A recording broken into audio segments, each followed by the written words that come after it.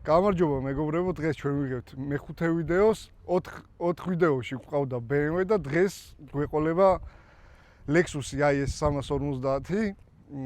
ბევრი მოთხოვნა იყო Lexus-ი რომ გადაგვეღო და დღეს როგორც შეგვიძლია გადავიღებთ Lexus IS 350 F-Sports.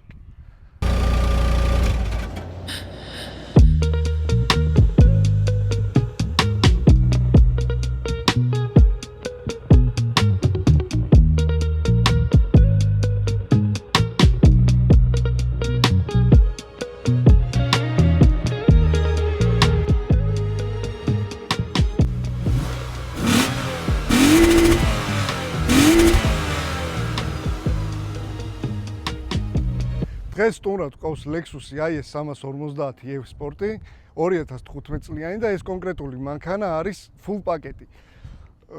2014-2015 წლებში გვხვდება IS 200, ანუ 2.0 ტურბინა, IS 250, 2.5 ატმოსფერული და IS 350, 3.5 ატმოსფერული ძრავი. დღეს ვისაუბრეთ ამ მანქანის კონკურენტებზე, განვიხილავთ ძრავის მონაცემებს, მაგრამ სანამ ძრავის მონაცემებზე და კონკურენტებზე გადავალთ, მოდი განვიხილოთ ეს მანქანა ჯერ ვიზუალურად. დავიწყოთ ვიზუალის განხილვა ცხვირით. ცხვირი გამოირჩევა Lexus-ის ყოველთვის ყველა მანქანისგან. განსხვავებული ცხვირი აქვს თავისი ცხაურა, ეგრეთ წოდებული ნაიკები, Lexus რაც დამახასიათებელი აქვს, შიტოკი ხდება ძალიან სოლიდური, ლამაზად გამოიყურება.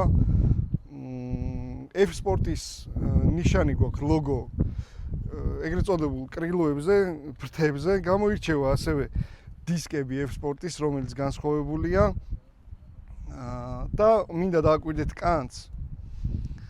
აი ამას. ძალიან ლამაზი კანტი აქვს. და ზოგადად როცა მანქანას არჩევს ადამიანი, რა თქმა უნდა განიხილავს ამ ფასში მის კონკურენტებს, ხო, ეგრეთ წოდებული. შეიძლება ამის კონკურენტი არ განიხილოს, მაგრამ შედარებითია ყველაფერი და ვინც ჩემ ვიდეოებს უყურებს, ესე იგი ჩემი აზრი აინტერესებს და ჩემი აზრით ეს მანქანა გამოირჩევა BMW-ბისგან და კონკრეტულად მე F-20 და თუნდაც მე-4 სერიებს ვიზუალური მხრივ ყოველ შემთხვევაში მირჩევნია. ყველაზე მნიშვნელოვანი სხვაობა რაც ხდება F-Sports და არა F-Sports შორის, ეს არის ბამპერი. ბამპერი რითი განსხვავდება? აქ გვაქვს ცხაურა, დიდი, ლამაზი, არა F-Sports-ში არ ხდება ესეთი და ასევე მინდა ყურადღება მიაქციოთ აი ამ კანტებს. ფაქტიურად ტუჩის ფუნქციას ასრულებს, იმიტომ რომ ტუჩი ჩემი აზრით უკვე აი აქ აღარ გამოჩნდება ლამაზად და რაც შეეხება არა F-Sports-ში ჩემი აზრით აუცილებელია ტუჩი რომ მიაყენო, რომ რაღაცა ოდნავ სპორტულობა მაინც შეძინო მანქანას. ეხლა გადავინაცვლოთ უკანა მხარეს, ორი სიტყვით უკანა მხარეს განვიხილოთ. საკმაოდ ისეთი სოლიდური უკანა მხარე აქვს, რაც განასხვავებს მაგას ვიტყვი ჯერ რომ F-Sports და არა F-Sports შორის ეს არის ქარხნული სპოილერი, ამ მანქანას რაც უყურებთ არის თავიდან ბოლომდე ქარხნულ მდგომარეობაში. სპოილერი არის უკანა მხარეს და გვხვდება F-Sport-ის ნიშანი. მაყუჩები არც თუ ისე დიდი არ გვაქვს, ნუ ქარხნულისთვის საკმაოდ ნორმალური მაყუჩია, ფარებიც ლამაზად გამოიყურება. და ერთიანობაში გვაქვს ძალიან სოლიდური უკანა მხარე. მოდით საბარგულს გაჩვენებთ, შემდეგ კაპოტში ჩავიხედოთ და მერე უკვე გადავიდეთ სალონში.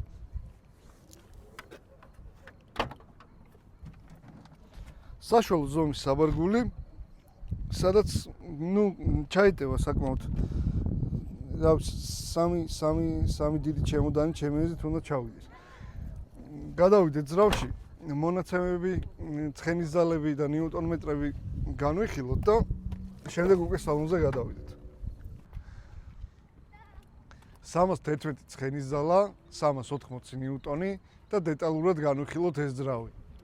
კონკრეტულად რომ ჩავწეროთ ეს მანქანა, რომ მიუთითოთ საძიებოში უკანა წამყვანი 350, 8 სიჩქარიანი გადაცემათა კოლოფი, თქვენ ნახავთ რომ აჩქარება უწერია 5 და 1 წამი. მაგრამ რომ ნახოთ 4-4-ზე 6 სიჩქარიანი გადაცემათა კოლოფით, მაგ შემთხვევაში უწერია 5 და 6 წამი. მონაცემების მიხედვით პირდაპირი კონკურენტი ამ მანქანის მიიჩნევა F-20 335. შევეხოთ მაგ მანქანის მონაცემებსაც.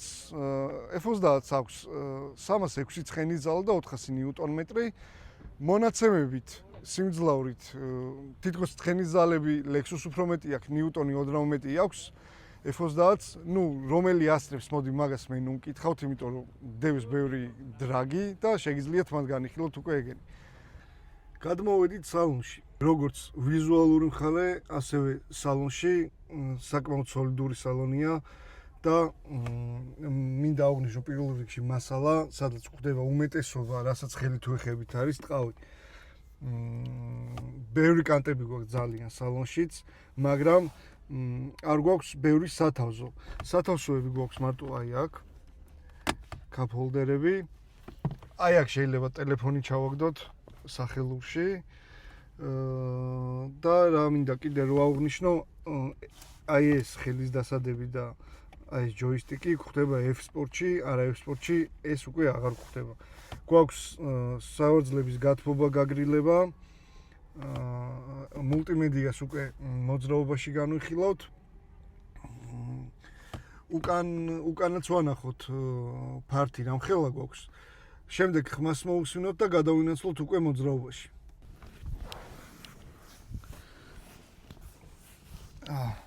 საკმაოდ ნორმალურად ვზივარ, 1.80 ვარ დაახლოებით სიმაღლეში და დისკომფორტს პირველი რაც მიქმნის, ალბათ ჭერის სიმაღლეა, ალბათ ცოტა უსწორმასწორო გზაზე თავს მივარტყავ, მაგრამ წინა მგზავრის სავარძელი არც თუ ისე ახლოს არ არის, საკმაოდ შორსაა გამოწეული, მუხლები ნორმალურად მიდევს, ფართი მაქვს. შორგზაზე არ დავიკლები, ერთადერთი რაც აღვნიშნე, ოდნავ დაბალი ჭერია, რაც დისკომფორტს ქმნის. რაც შეეხება სავარძლებს. განსხვავებული გვაქვს F-Sport-ის სავარძლები აქაც და რა სხვაობებია სავარძლებს შორის, მაგის ვიდეოსაც განახებთ ახლა. როგორც გითხარით, გვხვდება F-Sport-ის სავარძლები, რომელიც გამოირჩევა არა F-Sport-ისგან. ბევრად უფრო სპორტული ჯდომი აქვს, ეს გვერდითი დამატებებით მოძრაობაში, მით უმეტეს სპორტული მანევრის დროს უფრო გვიკავებს, უფრო დაცულად გძნობთ თავს, რომ რავი, არ გადავყირავდეთ მოძრაობისას. გადავინაცვლეთ მოძრაობაში. დავდივართ ნორმალ მოუდში ვართ ახლა. ჯერ მოდი განვიხილოთ ნორმალ მოუდში, ყოველდღიურ გადაადგილებისთვის, რასაც ვიყენებთ. ვისაუბროთ როგორია, ესე იგი, 8 სიჩქარიანი კოლოფია. როგორც გითხარით და გადართვები არ იგრძნობა. საკმაოდ კომფორტულად გადავადგილდებით. სავარძლებში კარგად გრძნობ თავს. საჭე არ არის უხეში, რბილი საჭე გვაქვს. ხელის დასადებიც, რა ვიცი, კარგად ვზივარ, მორგებული მაქვს საკმაოდ კარგად სალონი. აი ეს გამოიყურება ძალიან სოლიდურად, ეს საათი. შევეხოთ მულტიმედიასაც. მულტიმედიის სისტემა, რომ გითხრათ, რომ აღმაფრთოვანა ვერა, ცოტა სჭედავს, ცოტა გაუგებარია, ცოტა რთული მულტიმედია აქვს.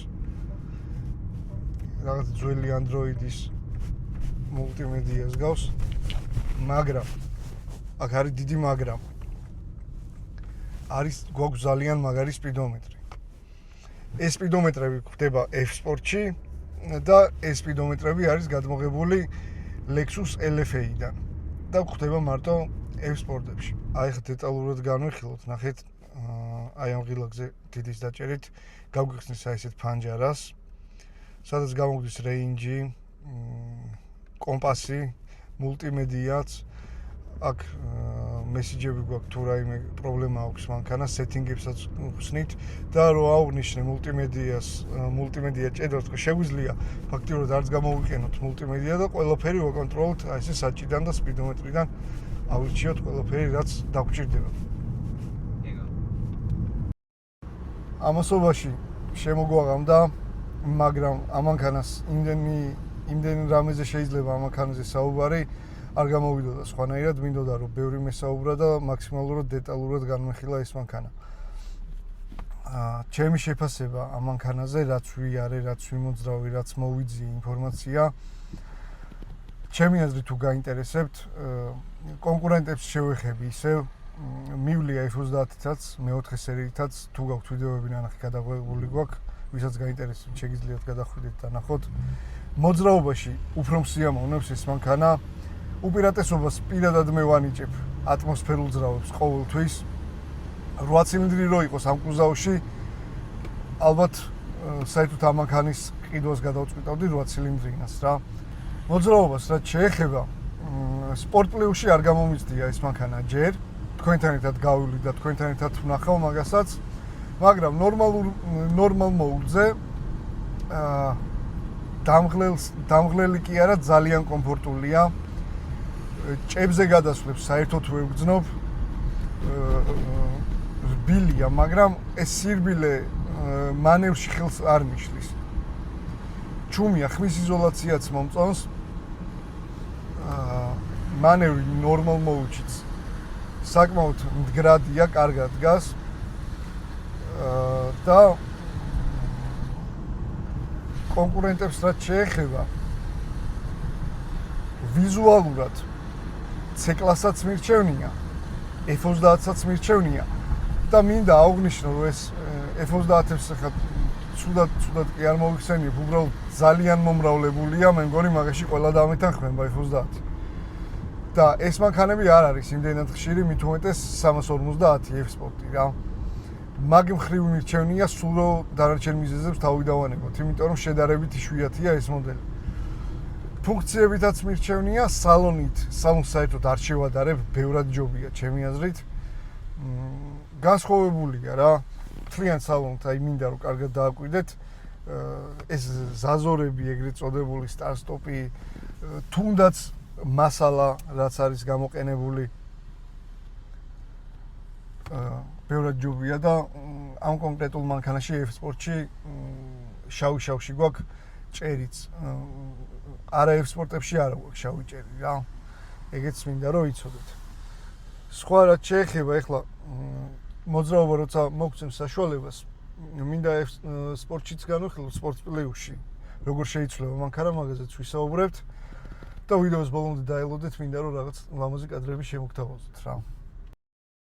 ეხლა გადავიტანოთ, გზა ცოტას გაგვიშვებს, სპორტ პლუსში გადავიტანოთ, ხმას მოусმინოთ, როგორ აჩქარდება და როგორ შეიცვლება მანქანა ვნახოთ. ეს სპორტ პლუსი უკვე ჩამოგვიყვარა სიჩქარეები და აბა დავაჭიროთ.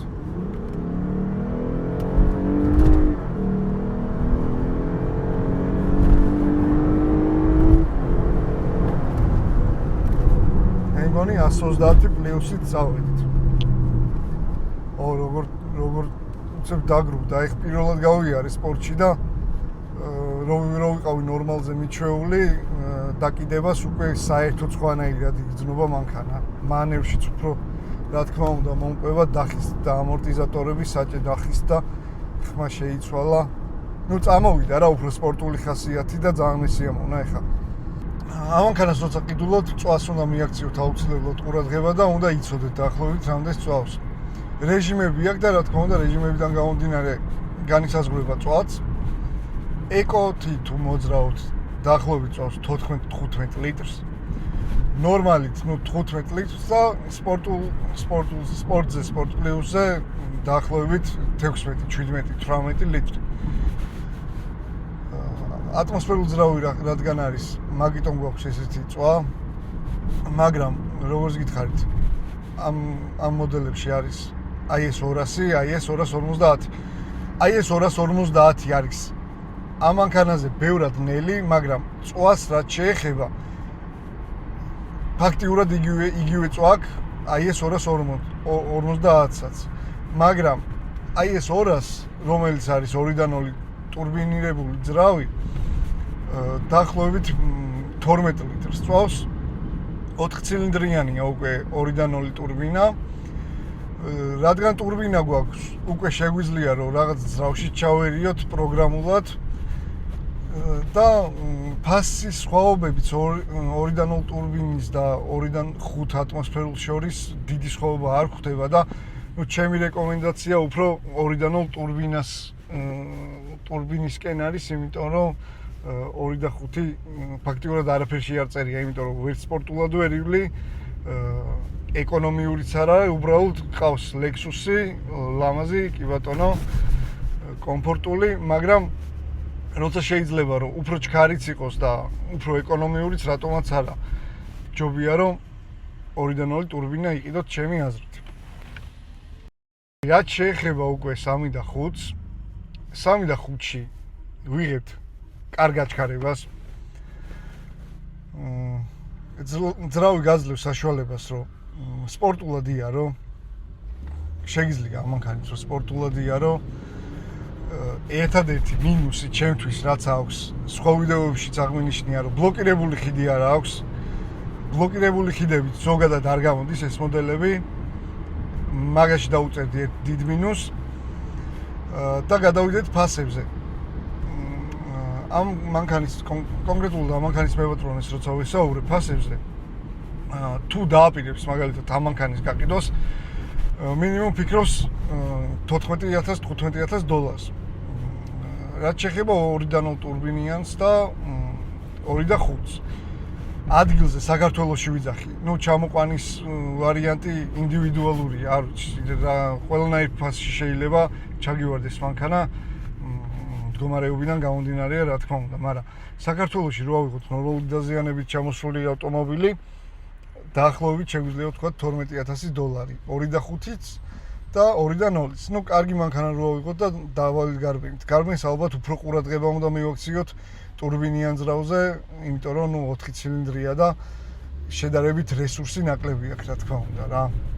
Lexus-ში როცა იხდი თანხას და ყიდულ Lexus, პირველი მაინც იმაზე ფიქრობ, რომ არის ბევრად გამძლე თავის კონკურენტებთან შედარებით, ხო?